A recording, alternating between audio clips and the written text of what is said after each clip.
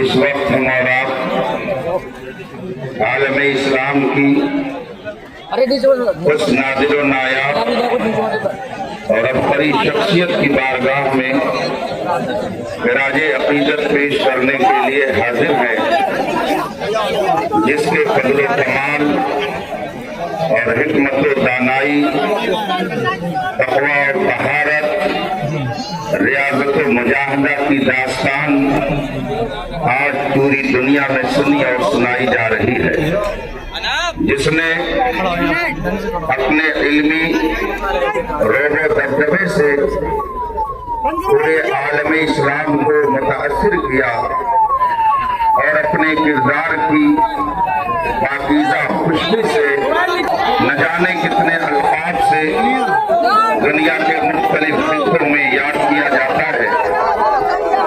کوئی انہیں نبیر اعلیٰ حضرت کہہ کر یاد کرتا ہے، کوئی انہیں جانشین مفتی اعظم ہند کہتا ہے، کوئی انہیں اپنے وقت کا عظیم محدث اور مفسر کہتا ہے، کوئی انہیں شیخ کامل اور مرشد طریقت کہتا ہے، کوئی انہیں فقیہ اعظم کہتا ہے۔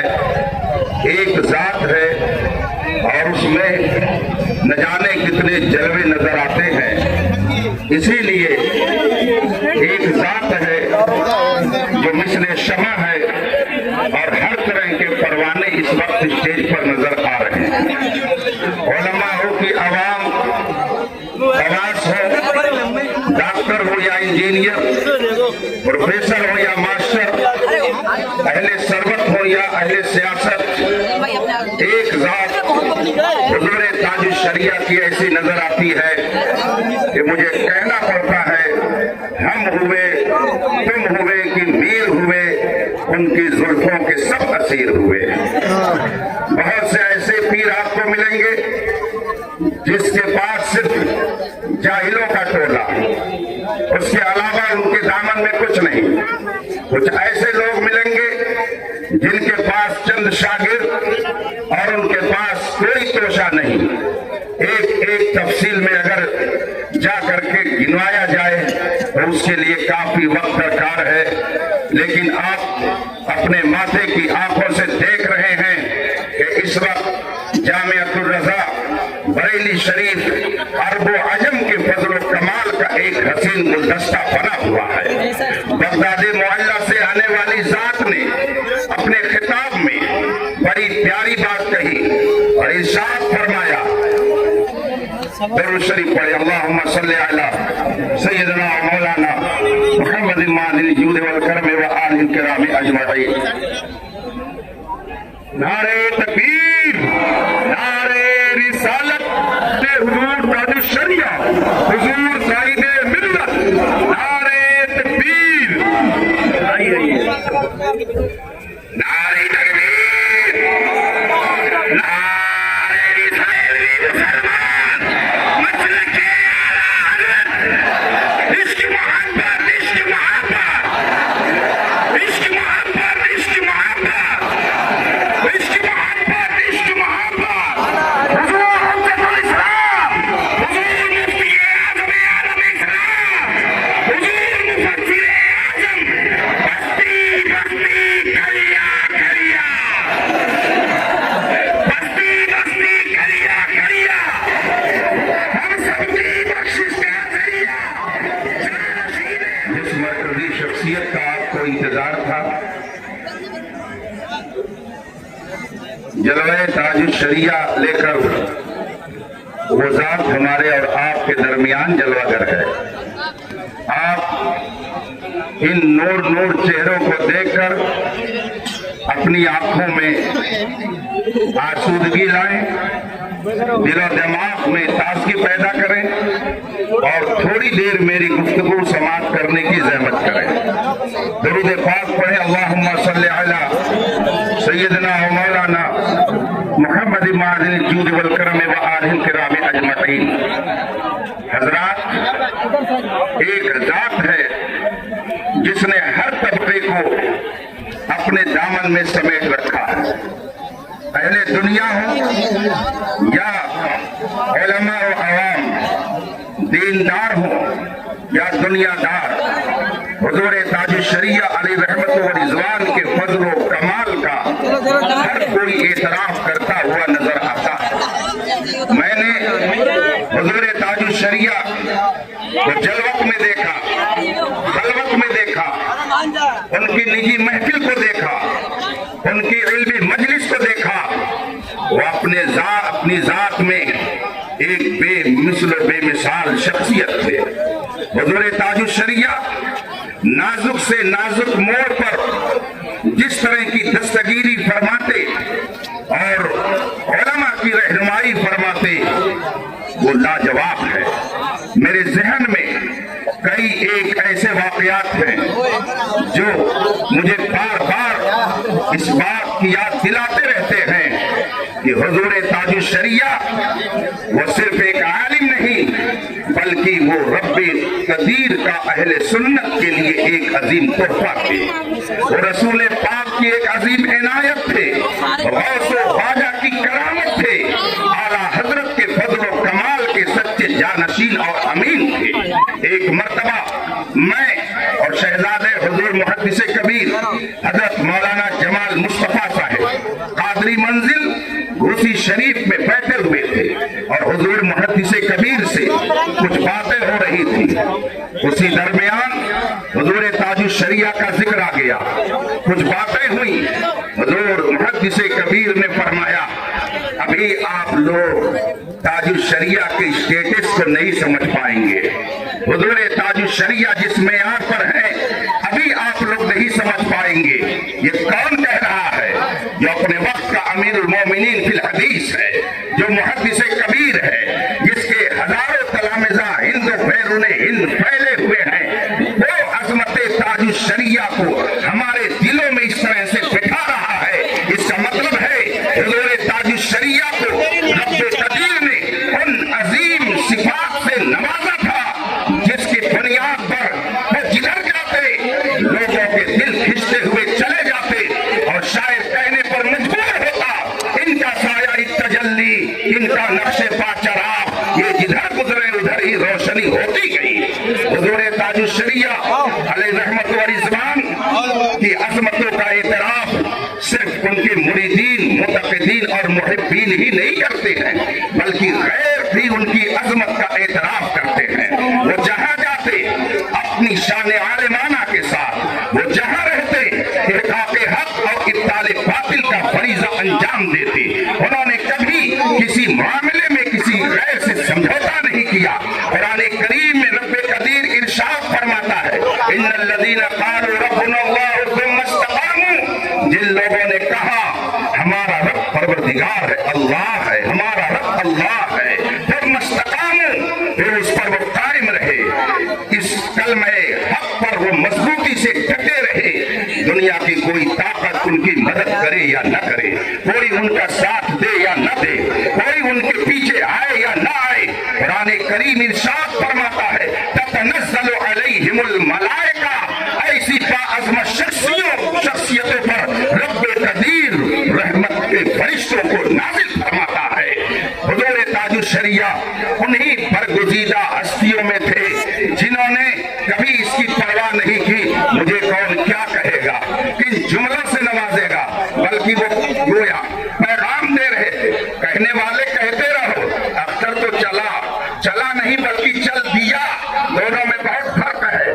چلا اور ہے، چل دیا اور ہے۔ کہنے والے کہتے رہو، تبرہ کرنے والے کرتے رہو، اور کرے قادری کل میں چل دیا۔ تم کہتے رہو جو کہنا ہے، لیکن اختر قادری چل دیا اور پھر پیغام بھی دے دیا کہ اگر تم بھی سچے قادری رہو گے، غوث اعظم کے غلام رہو گے، غوث اعظم کی عقیدت کا پٹا گلے میں ڈالے رہو گے، یہ بھی میری طرف سے تمہارے لیے پیغام ہے کہ خلد واہ ہے ہر ایک قادری کے لیے۔ الحمدللہ حضور تاج الشریعہ دنیا اسلام کی اس منفرد شخصیت کا نام ہے جس نے عرب و عجم کو اپنے علم اور اپنے کردار سے متاثر کیا ہے۔ دو باتیں عرض کر کے میں جلدی سے آپ سے رخصت ہو جاؤں گا، اس لیے کہ پیاری پیاری اور میٹھی میٹھی باتیں ہمیں حضور محدث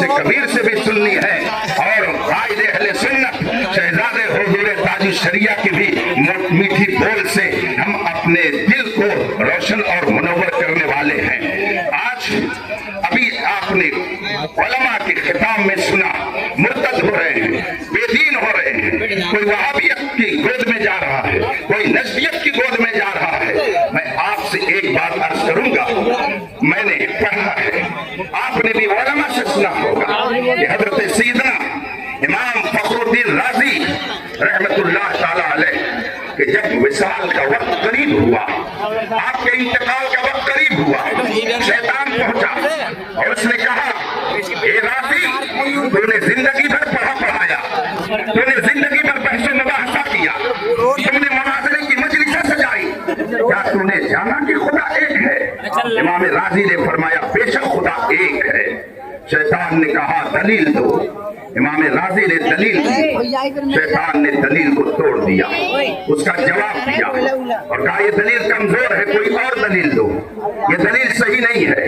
इमाम राजी ने दूसरी दलील दी, उसने उसका भी जवाब दिया।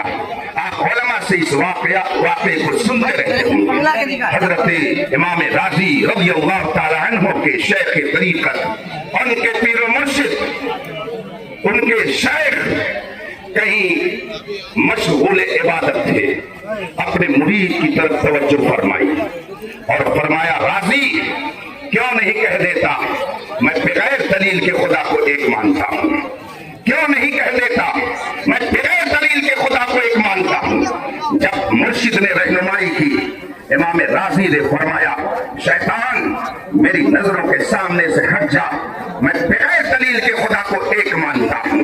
जो मुसल्लमा है उसमें आपको दलील की कुरेद करने की जरूरत नहीं है। आप आंख बंद करके कोई आपसे कहे, 1000 दलीलें पेश करे, न जाने कितनी रिवायतें लेकर के वो आए, तुम्हार लेकर के आए और ये अपनी मेज पर रख करके दिखाए कि सिद्दीक़ अकबर अफजल नहीं है, फला अफजल है। आपको मैं पैगाम दे रहा हूँ, जब कोई ये बात कहे तो आप कहिए, मैं बगैर दलील को सिद्दीक़ अकबर को सहाबा में सबसे अफजल मानता हूँ। आपको दलील देने की जरूरत नहीं है। जो चीज 1400 साल से मुसल्लम है, उसमें हमें दलील की जरूरत नहीं है, हमें अपने अकाबिर का इरशाद ही काफी है। आपसे अगर कोई कहता है बरेली शरीफ मरकज नहीं रह गया, आप परेशान हो जाते हैं। कभी इस मुफ्ती साहब से मसला पूछते, कभी उस मुफ्ती साहब से जिक्र करते हैं। आंख बंद करके कह दीजिए, हमें दलील देने की जरूरत नहीं है, बरेली हमारा मरकज धाम है।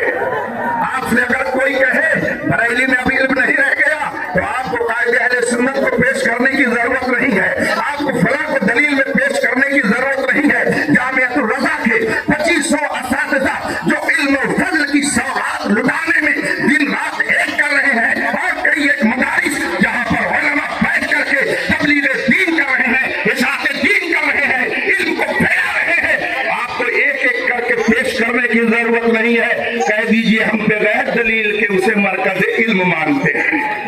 आपसे अगर कोई कुछ कहे कि आप ताज शरिया को ऐसा कहते हो, कह दीजिए कोई बात नहीं, हम बगैर दलील के उन्हें ताज शरिया मानते हैं, हम बगैर दलील के उन्हें वली कामिल मानते हैं, हम बगैर दलील के मरकज़े इल्म भी मानते हैं, मरकज़े अक़ीदत भी मानते हैं।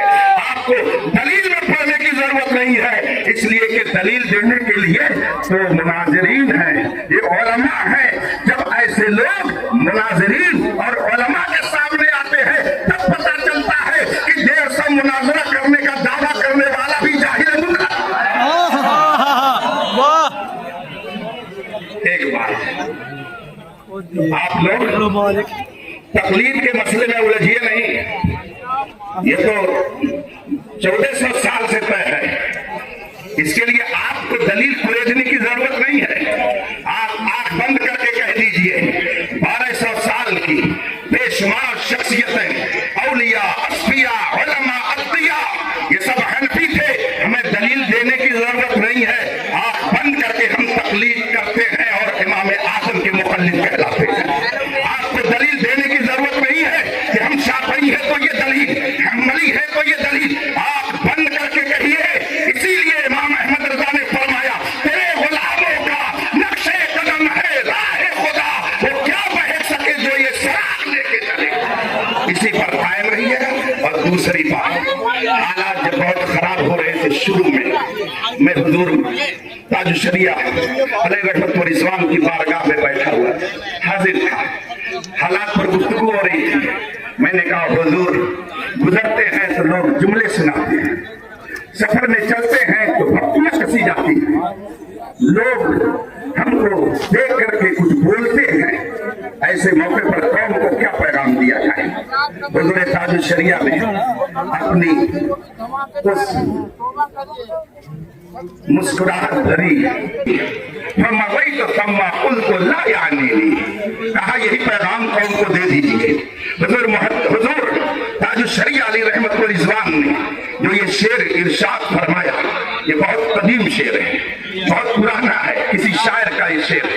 हुजूर ताज शरिया अलैहि रहमत व रिज़वान ने ये शेर सुनाया और कहा, कौम को ये पैगाम दे दीजिए। इसका तर्जुमा मतलब ये है कि जब मैं किसी नाअहल के पास से गुजरता हूँ, जब मैं किसी नालायक और कमीने के पास से गुजरता हूँ और वो मुझे देखता है तो गाली देता है, लेकिन मैं आगे बढ़ जाता हूँ और ये ख्याल कर लेता हूँ कि वो मुझे नहीं कह रहा है, किसी और को कह रहा है। वाखिर दावाना अनिल हम्दुलिल्लाहि रब्बिल आलमीन। अस्सलाम।